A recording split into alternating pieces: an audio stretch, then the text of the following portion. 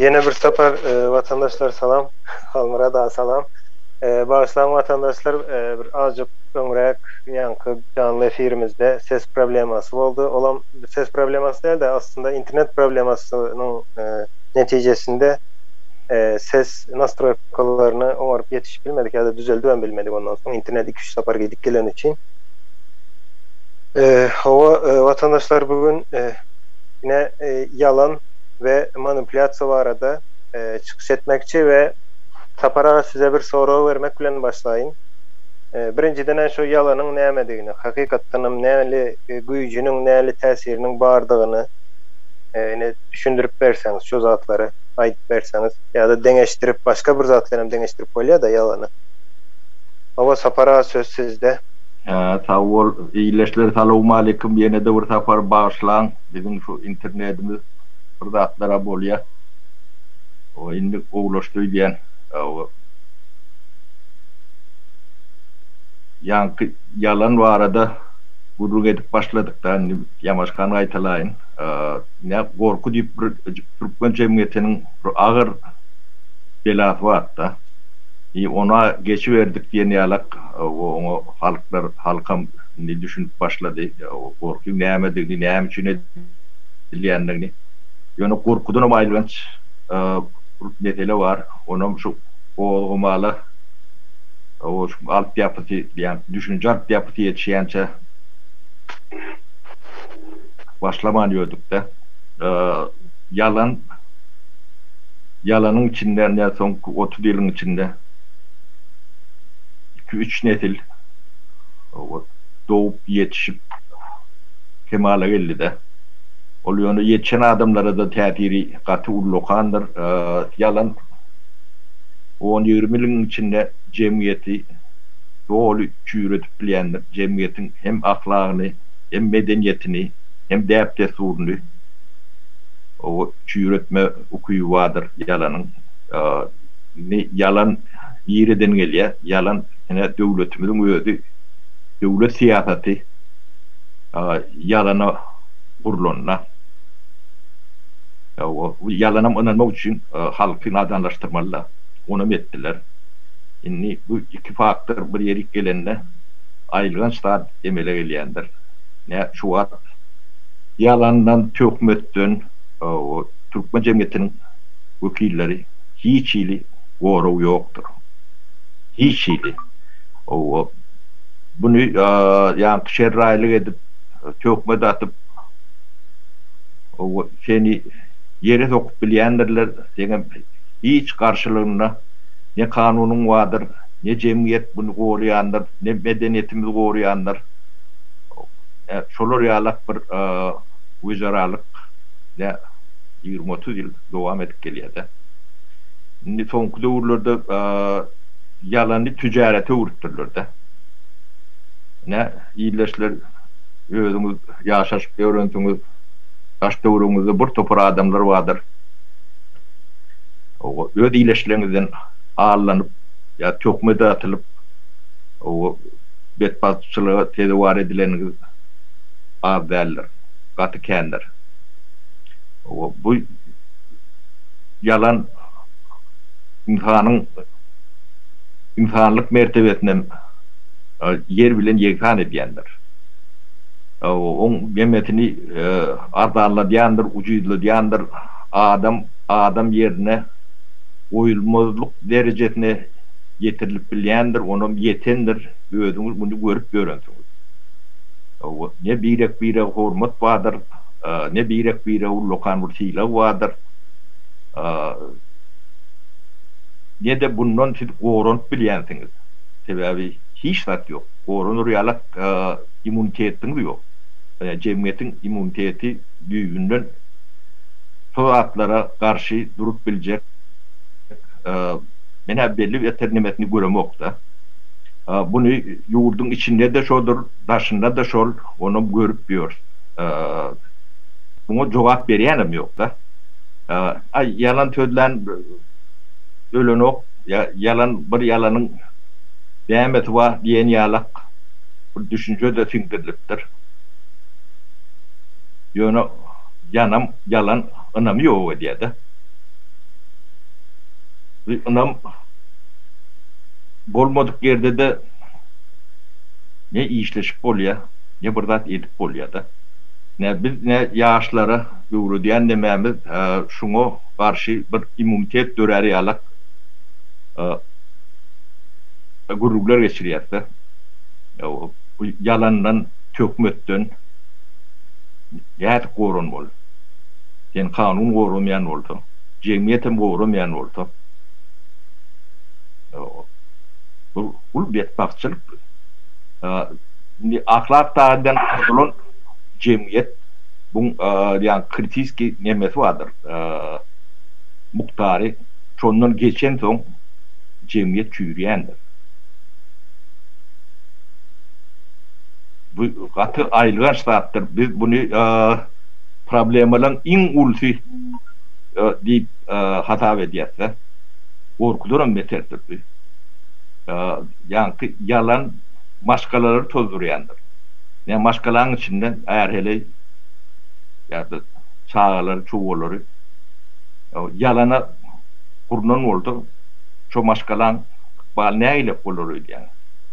Sodak gider. Ya da eğer hele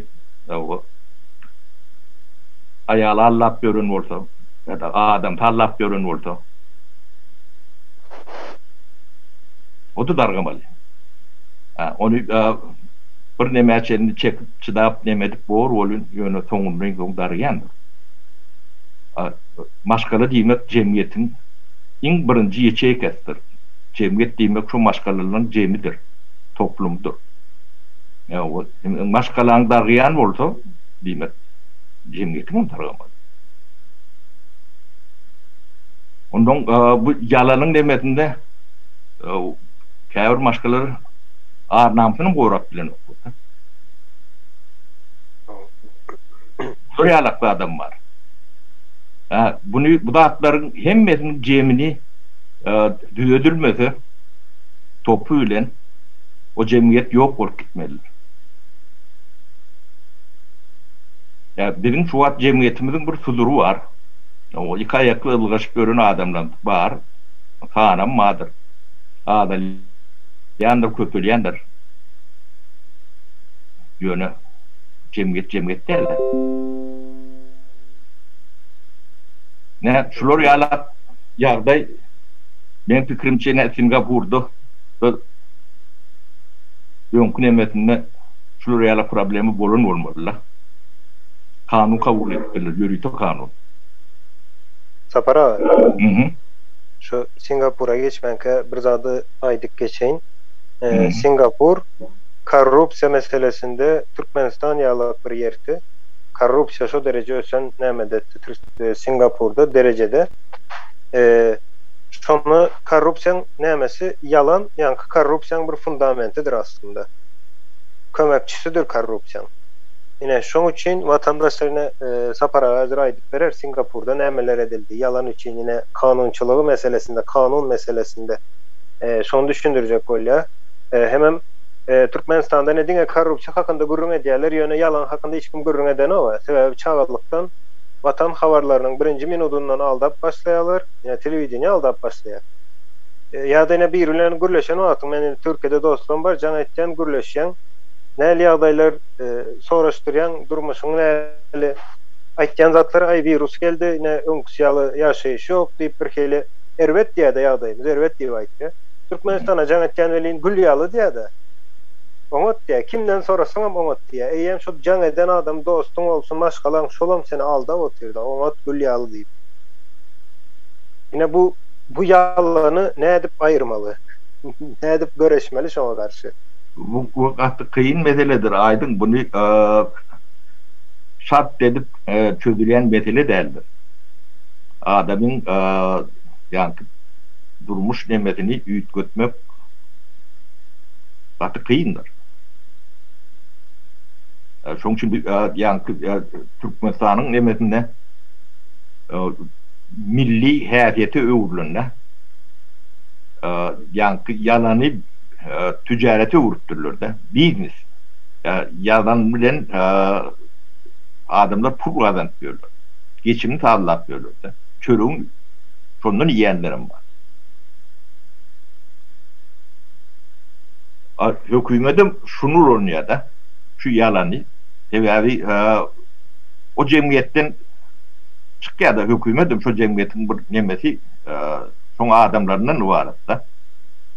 Onun karşıdaşlarının karşısında da şolar yalan hükümeti ulanıyorlar da. Yani kanun var yerlerde yaşap gören adamlarım vardır, yalan söylüyorlar. Yani ben hükümetin aşağısında 30 yıl yattım. Bu adam hükümet sağdan soldan geliyendir. Bunu hiçbir şunu esas görküdüp bilen yerleri yok da. Yani bunu bilen adamın kendine görküdüp bilmeyeceklerin bu dağıtlan yalanlarını ben bilen, tanış, biliş, iyileş, ne deysen gelişip duran bir neme yağdayı var. Yüzlerce adam biliyor da. Hiçbirini kes çıkan o var. Demek, bu cemiyet, tağdın cemiyet değil. Dokümentin çıkarıp görküdüğünde de karşı taraf ötün soramana bile nokta. Ben onun ne etmeli? Tüyde vermeli mi? Ya bırdat etmeli mi? O da vakit pul hem hatta. O adamlarda haya utanç yok. Ödürüm men planı niyelerde. Bu yalanın ruhpurlar vardır. Yalanın ruhpuru eli kalan tutyan, o dili urlap mikrofonun önüne barıp bilen, ekranın önüne barıp bilen ruhpurlardan çıkyandır. Başka yerden ne? Etaat şotaydan geliyordu. Şotaydanım cemiyete denk gidiyor.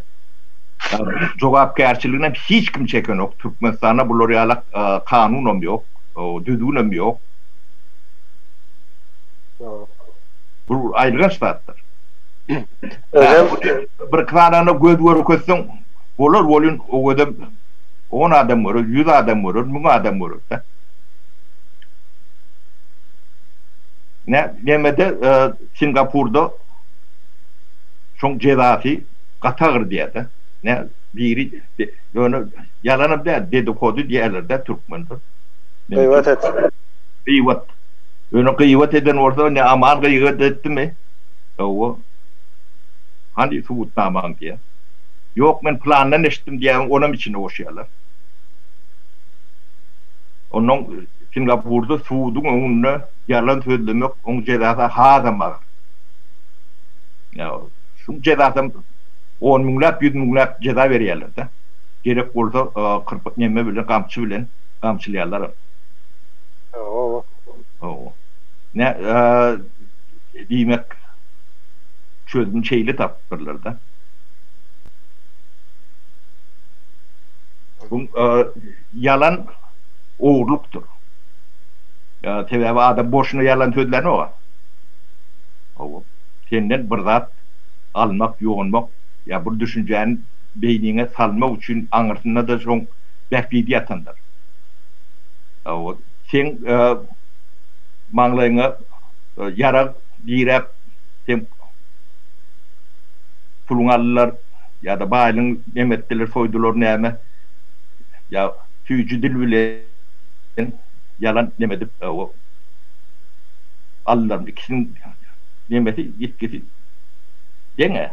Onun için oğurluktur. Türkmenler samimet diyen neme yoktur. Şu düşünce yok. Çözüm yok ettiler. Türkmen'in yani dil nemetine abarotununa dolanışına şu düşünce yok. Çözüm yok. Onun için biz eğitip şuna karşı bir immunitet cemiyete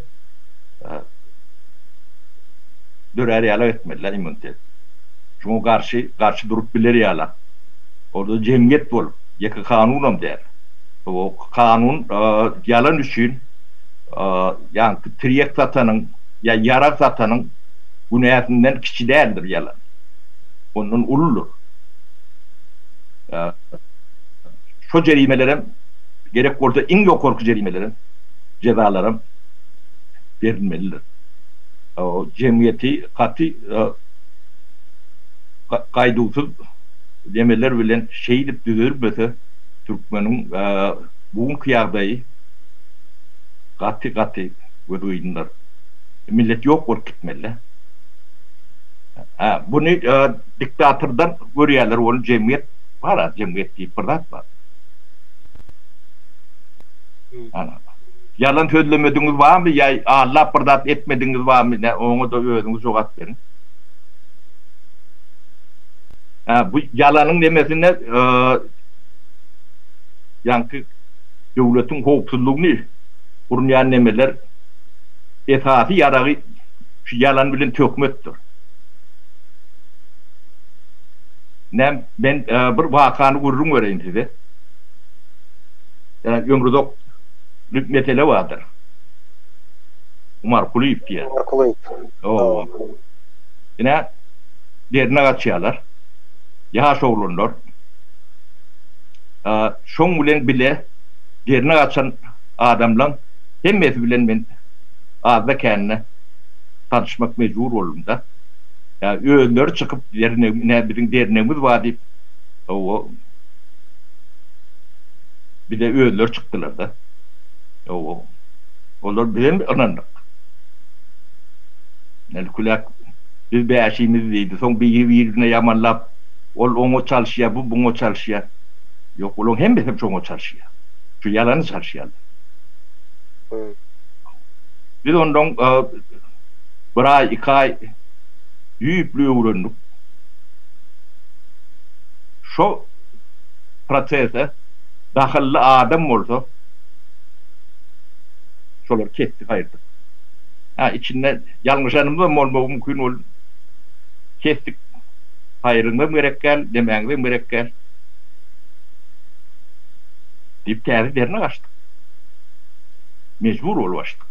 Onun içine de girecek olup. Katısı inançtılar. Her yerden, her tüytlü yolları. Biz onun bağırını görüp otuyorsa. O yalanın içinde gezip görüyen nedir olayım biz yalanın içinden çıkan adamlar. Taşından bir de bu zatlar katı uğurnayadı. Yani, 3. adımda yiyem ne diyette. Ne oğluna şeylik yaptılar.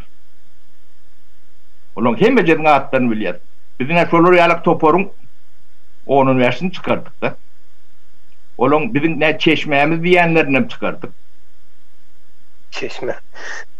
Sapara bağıştan men şine in gaharım gelýän yer ine halk dinleyen ne käbir adamlar var öňe çıkan, yani halk dinleýär şolar. 1000 adam, 5 adam tapawdy ýok. Ine şolar näme diýen wagtyň ýöne aýdyp bilýän, prezident öldü. Maňa ine biri maňa şeý diýip aýtdy, olmuşmuş. Maňa şeý diýip näle aýtdylar? Ine biz çeşmemizden habar geldi, prezident öldü diýerler. Ona da 2 yıl geçti, prezident yaşap ýör. Şol adam entegam sahnada, o seni aldayan diýip hiç kim aýdan oksaňam ay bağışlan çeşmeler o Türkmenistan içinde nädip maglumat çykarýanyny bilýäňiz diýe de kıyın diye. Sana prezident öldü deyip beren çeşmeňine bärik gelip aýtdy. Bizim yanımızda da prezident öldü, oğla varya düştü. Men ine komitette işleyen tanışım var, ine şun ýaly adam diýe de. Bize de gelip aýtdy, ýöne biz şonu beýlek halka ýaýradamyz, oň oyununu oýnamyz, o belli zat o näme etjek bolýan. Oň ýaly meniň ine çeşmem aýdypdyr, mışam edil yalan ýaly ýa-da gıýbat diýil ýa-da gıýbatam yalan bilen günäsidendir şo. İkisinden günäsiden. Ona öyle ay men bilemok, men eşitdim. Sen eşiden olsan aýdan wagtyň şey diýip aýtdy, men toşunu bilemok, ay şey diýip birinden eşitdim diýip 3-4 yerden eşitdim diýäňiz, 3-4 yerden hiç kaçan eşitdiňiz ýok siz. Biri gelip aýtdy, ol bize de aýtdy. Şol bir adam özem. Oň kimligen belli, nire işleýänden belli. Ýöne o arkasında zat ýok. Ine sapara kemine ölen geçen düýde goýup berdiňiz şo sesini ýazdyryp alypdyr biriniň. Ine näme diýe? Ine aşgabat o bolýa, bu bolýa, nirde diýen aýdyp bilenokda. Şoň ýaly edip habar çykyp ýöre polisiýany ýakdylar, onu beýtdiler, halk ine polisiýany urupdyr, aýaklanypdyr, maşyna otlapdyr diýip habarlar çykarýardy adamlar. Jemgyýetem şu gün dinleýär şonu, köpçüligem ertirem ýadynan çykarýar näme üçindir. Şoňa da haýran galýan. Ya deme prezident kaçtı diýen çıkardı. Bir şey dip şonu aýtmadың diýip onuň töwüşdi men bilen. Evet. Ya o prezident ine 7 saatlik ya 9 saatlik bir ada uçtu. Ya 9 saatdan şu ada var ya. Toşunu ine öz kanallarınızı bilen barlap göreýin. Näme diýip neme diýdi. Onuň bizim şu aeroportun ýanky nemeleri var da saýtlary. Nirak näme uçýandy neme diýende howada belada görüp bolýar-da. Döwür ütköş we Türkmenistandan şu uçan ýok. O. Sonra näme vardır? Yine yalan hiçbir doğana bürünmez diye bir zat vardır. Bu aslında hakikattır vatandaşlar. Yalan hemişe ortaya çıkandır yöne şonu görüp bilmek gerek de. Birazcık özünde bilgi olsa, sonra şu azıcık bir yankı altyapın var olsa sen, biri seni aldap bilmeye vatandaşlar. Yine daşları yurtdemen gıynansak da berde de diktatör gelbeden ok. Öz Türkmenistanlı vatandaşlarımız gelýär, Türkmenistanlynam aldaya daşary ýurt alda pullarını alýarlar. Näme diye dokumentten orup berjek, pasportdan orup berjek, onu etjek, ýene näme etjek. Şol pasportdan orup berjek diýen adamyň özüne seret näle bilimi var şol. Näme dipdir durmuşunda. Hiç zat 10 ýyl okuny okandyr Türkmenistanda daşary ýurda geldi berde bir iki kişi bilen tanışdy, şondan soň ýanky näme şirket diýerlerim bular. Bir ofis açýar. Consulting ofisi, danışmanlık diýerler. Yine şu taýda nämemişin oturma izni orup berjek. Vatandaşlar siz özüňiz şu oturma izni nirde berýär? Göç idaresi diýilýär da göç idaresine bar özüň sonra sen özüň orup bilýän arada araçy gerek däl. Olar diňe aldap pul almak üçin okuýar. Elbetde sana alıp berer şu oturma izni diýen zady. Indi şoň rashoddan men aýdaýyn, rashodam $200 geçen okda, $200 geçen okda. Näme etseň hem geçen ok. Yöne şotak gidip $500-600 berýänler var da. Sana oturma izni berýän Türkiýe Göç Idaresi diýip bir näme institut. Yöne sen pulun köp bölegine o gidip näme berýän de arada oturan adama. Özem şo sen dokumentini hiç garanti berip bilýän däldir sebäbi şoň ýaly yetkisi ýok şol adamyň. Garanti berýär ýaly yetkisi ýok. Aldaýarlar adamdan ya da istendik problemany daşary ýurtda menem bilýän de istendik problemany çözýän adamlar var. Yöne öz problemalarını çözüp bilen şu adamlar. Ben aýdaýyn şoňa. Yöne sen problemany çözjek bolýarlar. Diňe pul almak üçin. Başga hiç zat. Pasportuňyzyň suragy da olsa biri çözüp berýär däl. Özüňiz çözüp bilýäňiz vatandaşlar. Inanyň özüňiz siziň her bir adamyň, kişiniň haky, hukuky bardyr. Iň bolmanda edip bileňiz okmy? Siz Türkiýede ýaşaýan bolsaňyz, Türkiýanyň hak hukugyny, kanunçylygyny bilýän, iň gowy bilýän adamlar türkleň öz adwokatlarydyr. Olaram advokat diýse ýöne türk bolmaly däl. Ine Türkiýanyň adwokatlar odasy diýip näme bar? Şolaň patentli adwokatlary bar. Pul berjek bolsaň şolara ber, professional adama bersen. O seni aldamaýa, aldaman bilmeýä o seni. Ve olam öz işine edýär we sana garanti de berýär eden işinde. Ondan soň näme bolýar? Ine pulum alyp kaçdy, ine $300 aldy, 500 soň can etmedi. Ya da ine arada şoň ýaly işe goýjak diýdi, soň pul aldy, soň tapyp bilemek. Vatandaşlar, özüňiz günäkär dälmi şu zatlara? Siz näme üçin gidip şu böyle pul veren adamından soradyňmy? Ýekece sora. Sen kim? Näme elinde, näme ýanky diplomaň barmy bir näme sertifikaty bar, näme garantisi bar sen arkaňda duran? Näme esasında sen edýän şu zady diýip sorak gördüňizmi? Ýok, sorak görüň jogap berip bilmezler. Onuň ýeme aýdyň tökmet atýarlar. Tökmet dinimizde iň erbet görülen zattır. Tökmedin günäti başlanýan beldir. O dünýä bu dünýä. Ben özüm bu zatları ýaşan adam bolansoň, o bunu gaty gowulýanda.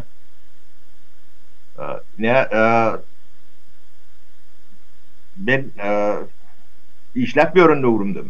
Ondan öňüm ýanky ministerde Lopkaçyska işläp ýörgän. Partaçymy owru diýerler. Bu näme metody bu. O biz owurlar ýalak partada wodun içinde oturup teredi neme gören adam däler. Näme bu owurlap bilýär. Ekonomik ýöne. Ýöne şoňa garamazdan nära prom gurulunno biziň edaramyzdan ýa-ni Minkolopko promdan hiç adam almadylar da. bir iksanak mecbur bolýarlar. O bire men ýene de bir Seruddin o dip bir gyýy bardy. Soňa bir kananyny soň tap. Gözüni haýyş et, şunu etmeden bolanok dip bir 4 adam alyp birlikde. Bolmasa bir pudogy ýok etdiler-de. Hiç adam ýok. Ha oğurmuşsun.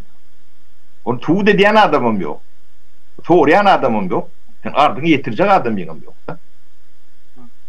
Yani şunu çennem ben ne biri 150 milyon diye bir yarım milyon deydi. Öyle ki biraz zoğum vardır abi. Ay bu durak olsun deyip 350 milyon deydi. Üçüncüsü bir maşin niyede. Var bir maşinle bir konteyner olsun. Ya da bir palet bolundadı. Şimdi ben şolary näme etmeli? Aydın ne? O 100 milyon yarım diýen ödünler alır. 350 milyondan onun ödlerini ýadar. O görgüli bir palet diýenden ondan puutdan bana getirmedeniz sizden çıkarırım. İruviç. O ne? Atlarına aydadın elde ayda bilyen, halkın bilyendir. Milyoner. Oo. Yok, sapara, men bir kızık bu. Tuğutnamasını getirip vermeseniz, halka da beyan etmeseniz, dokumenti bile. O plan aytti, geçen o. Plan ayttiğin orada plan ayttiğin bilen bile gidersin. Bana son tuğutnamasını halka görkezip vermeseniz, gözünüzü başka yerden açarsınız. Onun ben ölmesem size ettiğim. Sapara. Yok orada demek başka da işlemeliler. Ben özüm korumala. O siz yalak özüm saydınız mı? Görün yerden haltatın oldu, florlat görün yerden. Yankı näme vardır sapara? Yine vatandaşlar yine hava ploverlaptır. Yine Halmırada adam aýtýarlar. Yine 92-nji ýylda pul bilen gaçyp gidipdir. Yine bir näme köp adam aýtýarlar. Yine 92-nji, 93, 95-nji ýyllarda Türkmenistan'dan milyon dolar, 500 milyon dolar oğurlap kaçıptırlar diğerlerde. Indi vatandaşlar yine şunu kaçıptır deyip fikir eden adamlar, ona aydan adamlara olan, men olara adam deyip bilecekler, ona aytyanlara sebebi hakikatten bir zat aydan atın, şunu barlak bir, bolyan zatmış o. Yine yöne koy bir zat, şol vaat, 95-nji ýyl, 96-njy ýyl, Türkmenistan'ın içindeki yöne doları, ähli giren doları sanak görün, 100 milyon dolara yetýänmiş o. Ýöne köy sonra bu vatandaşlar. O döwür esir dargady, esir darganda rubl bardy. Man adam ýokdy, rublyň bardy. Rublem hiç kime gerek del boldy. Onu sen wara milyonlap del, onu o poýuzda daşasaň hiç kime gerek del. Hiç kime gerek del şol pul. Dollar absolutny ýok. Ondan soň nädip bu adamlar şonça dollar alyp gaçypdy aýtýar şo taýdan. Belki sapara şonça dollarlyk paýta alyp çykandyr şo taýdan arkasynda bilemem onu. O olup biler, paýta diýseňiz anar, milyon tonna paýta. Onun bir kilo paýtadyny öňünden alyp gidipdir diýerler-de. Hawa. Şo zatlara birazcık soňam 3 ýyllyk paýta diýerler, birazcık bir kyn zat däl, ýine internet var, internetden açyň, okaň, şo döwrüň ýagdaýyny okaň. Döwletleriň arasyndaky dogoworlar näle edilýär, şolary okaň. Nämeler bar da dogoworlaryň, näme diýilýär şoňa? Kontrakt. Örnek diýilýär, nuskasy.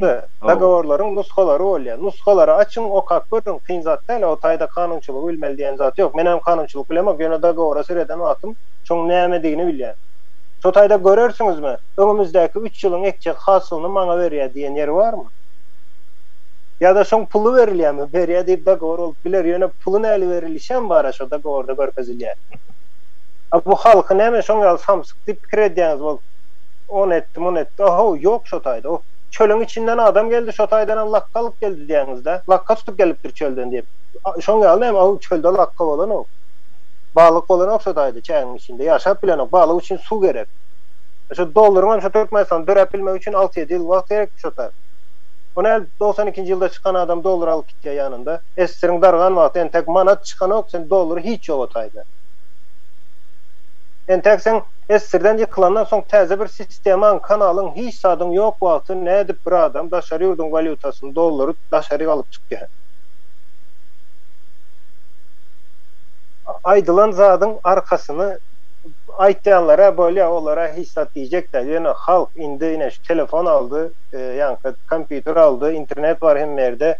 Şondan birazcık aydılan zatları analiz edip görün. Nämen esasında aýtýar şu adına. O yalan artık şu zatı biz indi özümüz birazcık özümüz şu zatlardan goranyp başlamaly. O yalan erwet zat del, erwet zat ziyan veren ok, ziyan veren ok, ziyan ine seyredip gören Türkmenistan'ın ýagdaýyna. Berdi daşarda gulyaly işläpýär. Studentler okaya şol bir wagtyň okan okuwçy ertir şol döwletiň ine geljegidir şol studentleriň hemmesi hem şol döwleti östürjek adamlar ýöne bizde okuwçylar nämetge daşary çykýa hem okamaly hem işlemeli. Olar okuw maksady ýok. Olar ýaşamak maksady var ýa-da ellerinde şu pul galmaly ýaşamagam däl oňa wyjyvat diýilýär. Yine yalanın getirýän zady. Yine şondan soňra men ýalany dowam etjek diýjäm bolsaňyz onda ediverin. Bu zatlaryň hemmesi men pikirimçe adalat diýine şu zady diýen. Yalan aýdyp gelýän mine 30 ýyldan bäri. Pajalsta soňunyň nämesinden çekmeli bolarsyň jogapkärçiligine. Wagtyň jogapkärçiligi bardyr watandaşlar. O wjatka alan ok wagty wjatka berip bilen ok wagty aldaman bilen okda sen. Wagty gelende oň jezasyny hökman çekersin. Yine bu yalanam edilşoň ýaly biz dowam ettirsek ertirimiz beter bolar watandaşlar.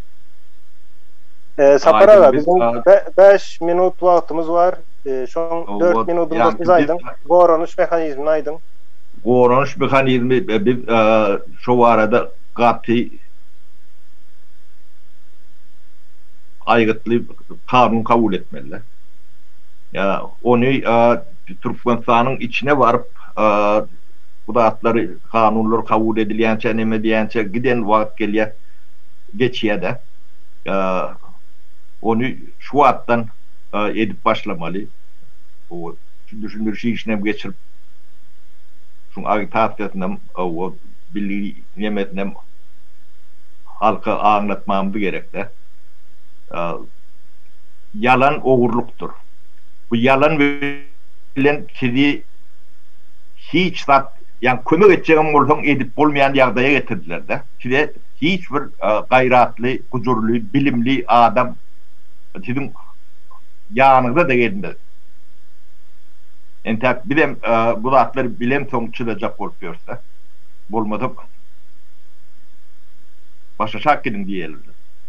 Hem bekçem şey diýär, bu pokuň içine giýirjek ödünü fiilyan adam girmez. Mümkün derler. Onu da real edip gelenem bolsa onu da bok atarsınız. Atmalı sebäbi jemgyýetimiz var. Biri gawany atar, biri görüplük edip atar, ýene bir plany bardyr, şoňa wagt gelýände şoň çilidir. O şu yalandan taplanmasanız size kömek edip bilecek adam yoktur. Gayratlı bolsun, gayratsız bolsun, 3 tane kelle işläp duran bolsun şakırdap, bilimli bolsun, ılımlı bolsun, hiç tapawdy yoktur. Çüýrek jemgyýeti kömek etmek, öýe düşünmese gaty kyndyr, mümkünem däldir. Bu şolar ýalak jemgyýet ýok bolup gitmelidir. Jemgyýetiň kanunudur. Siz şu wagt bar ýalak tuňuzy bolan ýöne jemgyýet däldir. Çüýrük jemgyýet. Agyrdyr bu demesi. Size aýtma da agyr bolan ýöne hakykatyn bilen hakykat bilen ýüzleşmämiz ýerüç mecburdur, gerektir. Bunsuz aňryk ýol ýokdur. Ýolumuz şun saplap şun üstünden geçmelidir. Şunu ýeňmän aňryk geçip bolýan näler? Çoň üçin birek bireňizi goramaňyz gerekdir. Ine şu onluklarym çoň üçindir. Iň ýakyn adamlar biri-birini tanýan da, biri-birini goramaly. Abraýynam goramaly. Aklagynyň hem bedadynyň goramaly. Arka çykylsyň birek-bire. Bir tökme datdy bol şonu tu dediýänçe üstünden düşmelilerdir. O plan diýdi, plan oýdy. O bizim adyny tutup bilmeýän çeşmämiz, nämämiz hokypsyňyz. Olar ýalak çeşme bolanok. Sen birine bir zat diýdim, dokumentini görkezjekdim. Tuğutnamasyny görkezjekdim. başkaça bu zatlar hiç yerde kabul edilenlerdir, gurrundan dinlenenlerdir. Ödüm cenayettir. Ödüm in ağır cenayettir. O korrupsiya barada gurrun ediýäňiz, ýöne sizin edýän cenayetin korrupsiýaň nüwetsizdir. Halka da akıl verecek bolýaňyz. İlk bir şu zatlara düşünmeýän adam halkyň öňüne çykmaly hak ýokdur. O da senem şol ýa-ni Türkmenistanyň radio telewizionyasy alak halky da ägärleýän bolýan bu. Ona aýlak adamlary tökme atyp bilýäňiz. Kimsiz? Adamlar awraýny yerden tapdylar. Derejesine pete düşürmeli. Onuň hem mäňiz aýaga çarny bolýaňyz. Bular adamça döwren ok diýerler. On ýagdaý şoňa getirýär. Bu demeti hatly şodur. Ne şo ýalanyň netijesidir. Siz onu diktatordan görýäňiz, ondan görýäňiz, bundan görýäňiz. Ýok. Jemgyýetiň ahlak kirliligidir. Onu yalan bilen kirlediýär. Hökmet bilen. O bir başga var, beýlekiniň ullukan bäkbid var. Sapara. Men sözüňizi böleýin. Bolýar. Şol ine nämen aýtjaňyz, ine yalan aýtjaňyz. Şu men şu zady görüp daşynda ine haýran galdym da. Ay şular hökümeti basyp aljak bolaýmasynlar. Şoň yalan bir gurrun bolar, meýdir. Aljak bolaýmasynlar. Soň ertir aýtdy, ine şular görersiň hökümeti basyp alar, soňra mene diktator bolarlar diýär. Soňkysynda aýtdy, bular şu hökümeti basyp alyp diktator bolmak üçin diýip, ine şoň ýaly bir taktik kullanýarlar. Men haýran galdym. Birinji mışmış özleri çykarýar. Bolaýmasynlar. Onu äli görürüm. Haýsy iş şoň ýaly edilipdir tarihde. Görkezиň şonu. Haýsy bir iş şoň ýaly edildi. Öňünden mışmışyny çykaryp. Onu bilýäs, ine şu wagt Türkmenistan komitetiniň edýän işi de o, ýani mışmış bilen işleýär. Mışmış bilen hem ýaşaýar, mene haýran bolýan şoňa. O Gurban Guly saýlanjak wagtda şu prezidentiň ogly bolaýmasyn diýip mışmış çykandyr halkyň arasynda. O bir ýönetim operatsiýasy. Hawa, sen giden wagtyň şonu ýakyn görözüň, tanyş görözüňe diýip, halkam şonu edil tanaýan ýaly edip saýlasyn diýip. Şoň üçin edilen zat, o ogly oglam däl oň ýaly gurrunam ýok aslynda. O soň çykan zat. Soňra menen bir zat aýtjak, watandaşlar, men muny Türkmenistanda barlak gördüm da, Türkmenistanda köpçüligiň içinde men özüme, men diýdim, Müslüman däl, men Yahudi diýdim da. Meni şo taýda diýitmeýdim, çykarjak boldular şolar. Özem hemmesem garyndaşlarym, tanışlarym, dostlarym arasynda. Indi men ýöneköý bir zat aýdaýyn, watandaşlar, yalan, soňra ýa-ni gıýbat etmek, ýenem töhmet bardyr. Bular pul haky diýilen bir zat bardyr, şoňa girýändir. Diniň hakyny ýýän şo taýda. Indi men size yüzlenmek isleýän. Eger Müslüman diýen bolsaňyz, bu hristiýanlarda da bar. Açıňdan şu pul hakyny, ýani diniň hakyny ýen bolsaň, soňunda näme bolýar, näli zat şo, şonu öwrenin. Töhmediň nämedigini öwrenin. Ine şo taýda men üstüme toplanan adamlar, men Yahudi diýen wagtym, hemmesi Müslümançylygy sawnýar, ýöne şolar yalan bilen ýaşaýarlar. Ine. Indi men nädip olara Müslüman diýip, ýa nädip olara hormat goýaýyn. Ne din diýseň, biz dinem yalandan nämeden ýaly, kabul eden ýaly bolýarsa, yalandan kabul edipdiris.